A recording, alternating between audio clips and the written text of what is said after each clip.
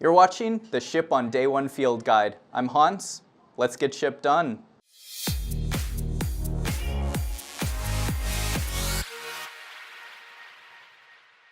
You're probably watching this video because you're interested in optimizing your team's communication. Now, by this point, you probably already have many ways that your team communicates, both internally and externally within a larger software organization or company.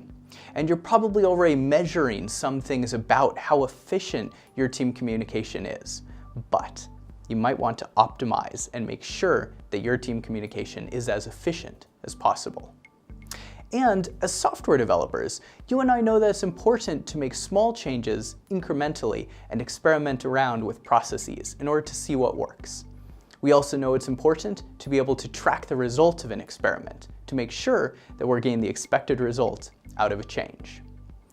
Although there are many optimizations that you can make, during this video, I'm going to focus on 3 things that I've done in the past in order to improve team communication. And you might want to try these 3 optimizations on your team to see if they work for you. Optimization 1. Consider consolidating meetings. You probably have many recurring meetings that many of your developers and team members, including designers and PMs, go to every week. This might include stand-ups, retrospectives, demos, and sprint plannings. But whatever these meetings are, wherever possible, consider consolidating them so that they are back-to-back. This allows developers to attend back-to-back meetings without having switching costs, which are associated with a large number of meetings spread out through the day. Optimization 2.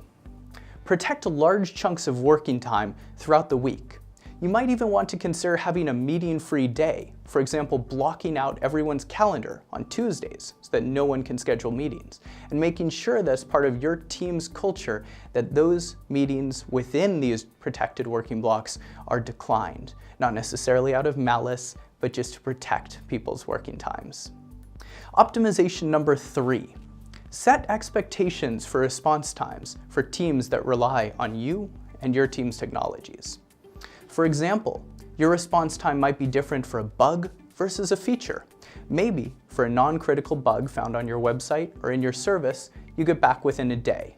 However, for a feature request, maybe you get back within a week. By defining these expectations ahead of time, you're likely to cause less frustration for teams when they're trying to contact you. These are just 3 optimizations that you could make for your team and your team's communication protocols. You'll probably think of more, and you'll probably want to run many experiments. But for each experiment, remember, figure out what metric you want to use in order to track the experiment and what direction that metric should move in. Then, once you're doing the experiment, make sure that it's moving that metric in the correct direction and that's trending positively. If it is, consider adopting that as part of your team's protocol. If it's not, consider trying something else. Thanks for watching this video, which was on optimizing team communication. You can find many more videos and resources for software developers at shiponday1.com. I'll see you there. Thank you.